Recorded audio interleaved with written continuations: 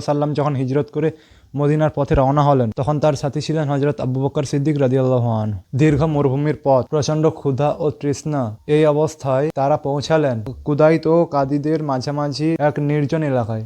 সেখানে একটি ছোট্ট তাঁবুতে বসবাস করতেন এক নারী, উম্মে মাবাদ খুজাইয়া রাদিয়াল্লাহু আনহু। তখন তিনি মুসলমান ছিলেন না, তিনি দরিদ্র ছিলেন, ঘরে খাওয়ার মতো তেমন কিছু ছিল না। রাসূলুল্লাহ সাল্লাল্লাহু আলাইহি ওয়াসাল্লাম অত্যন্ত ভদ্রভাবে তাকে জিজ্ঞেস করলেন, আপনার কাছে কি আমাদের পান করার মতো কিছু আছে? উম্মে মাবাদ রাদিয়াল্লাহু আনহু দুঃখ ভরে বললেন, আল্লাহর কসম, কিছুই নেই, শুধু একটি দুর্বল ছাগল আছে, এতই দুর্বল যে দুধ দেওয়ার মতো ক্ষমতা তার নাই। তখন নবী ছাগলটির দিকে তাকিয়ে বললেন, আমি কি আল্লাহর নামে এর দুধ দহন করতে পারি? তিনি সম্মতি দিলেন।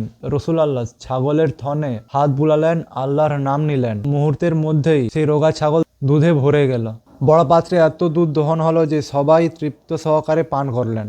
নবী সাল্লাল্লাহু আলাইহি ওয়াসাল্লাম নিজে পান করলেন না, আগে উম্মে মাবাদ পান করলেন, তারপর হযরত আবু বকর সিদ্দিক রাদিয়াল্লাহু আনহু পান করলেন, এরপর অন্যরা পান করলেন, শেষে নিজে নবী সাল্লাল্লাহু আলাইহি ওয়াসাল্লাম পান করলেন। এই দৃশ্য উম্মে মাবাদ এর হৃদয় কাঁপিয়ে দেয়। পরে তিনি স্বামীকে পুরো ঘটনা বললেন এবং নবী সাল্লাল্লাহু আলাইহি ওয়াসাল্লামের লৌকিক ঘটনার পর উম্মে মাবাদ রাদিয়াল্লাহু আনহু ইসলাম গ্রহণ করলেন।